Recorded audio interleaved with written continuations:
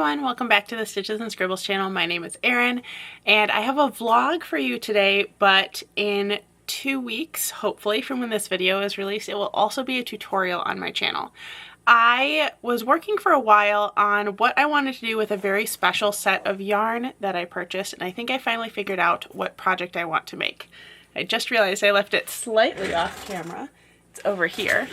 This was the first version of this I made. I'm actually also working on one in Christmas colors, but it is a short-sleeved summer cardigan constructed in one piece that you can use an ombre yarn cake for, and it won't disrupt the ombre pattern throughout.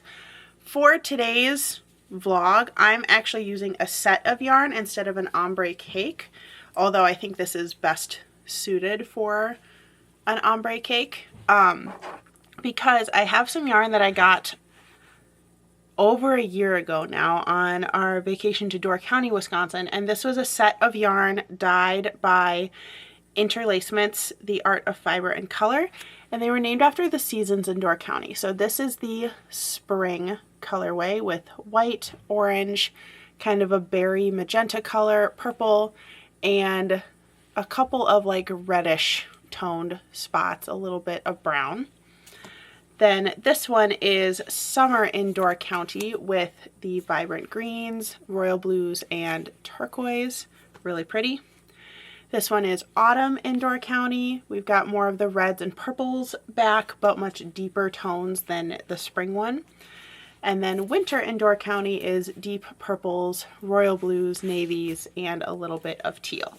So my plan for making my short sleeve cardigan is to start with spring at the top and then work through the other seasons. I also am actually going to be taking this with me to a baseball game tomorrow for the Brewers. So I'm actually going to be working on it at the stadium. Unfortunately, I cannot take my camera in. I might try to get a clip on my phone that I can put into this video. But for now, we're going to cake up all of the yarn and take it with us so that it's ready to go. And also, if you're seeing this and the tutorial is not out yet, make sure that you hit the subscribe button so that you can be notified when the tutorial comes out, because I plan on that coming out 2 weeks from the day that this video comes out. The other cool thing that you'll probably see throughout the rest of the video is my stadium bag. This is going to be my project bag for this. If you don't have one of these and you attend any events where they have clear bag requirements, highly recommend it. It also just makes a really good project bag for knit and crochet items, especially in the car, because you can kind of see everything that's going on, in addition to being in compliance with stadium rules. But before we get to crocheting, let's cake up all of these yarn colors.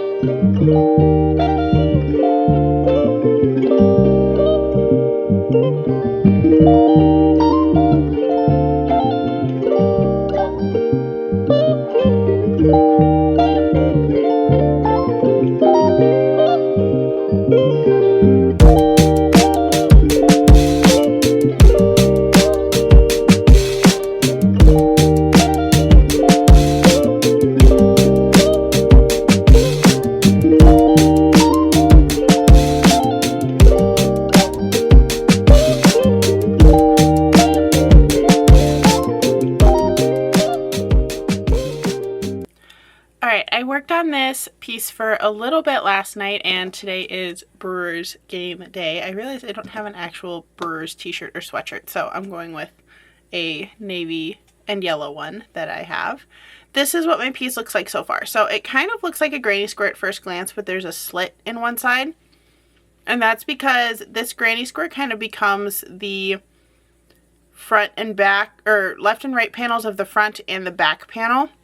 And you continue working this until it's the width of your shoulders or past your shoulders if you want one that kind of drapes down over your arm.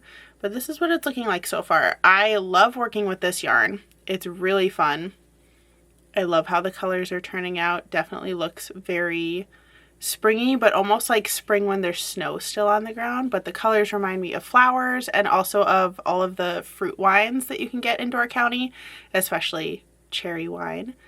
But I think that this is really pretty. So I am going to take this to the game with me so that I can work on it there.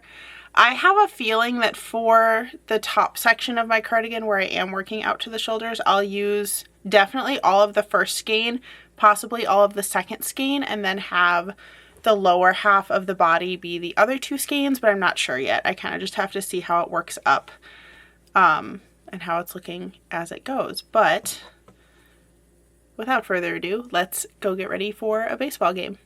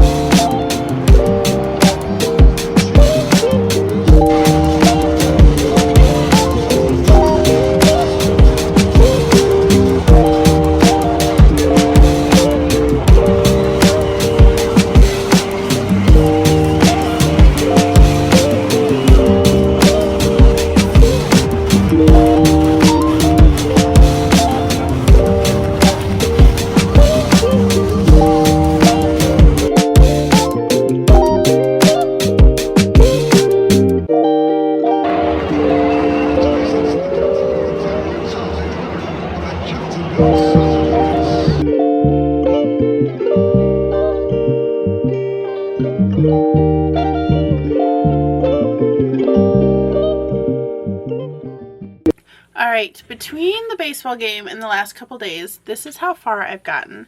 I just made my kind of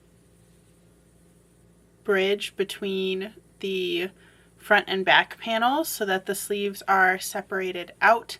And right now I'm just holding it on a stitch marker before I attach my next color. But this is what it looks like so far. Obviously a little bit silly because I just closed off the armholes, but it sits a little bit off the shoulder, which is exactly what I wanted.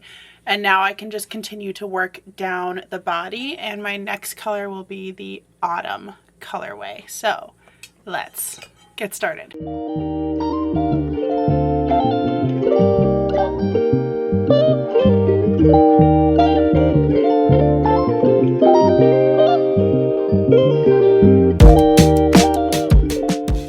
The Four Seasons cardigan is now complete. Like I had planned, it is short sleeved and kind of drapes a little bit off the shoulder. So the sleeves of my shirt are longer than the sleeves of the cardigan, which is fine for this, but probably not how I would wear it. So over a tank top, it would give you just a little bit of a capped sleeve, and on me it hits a little bit past my hips. So it just adds a little bit of warmth for those cooler summer days, but you could also layer it over something long sleeved for winter. And as I said, the tutorial will be coming out sometime this month, so you can stay tuned for that. I love how these colors ended up working up together.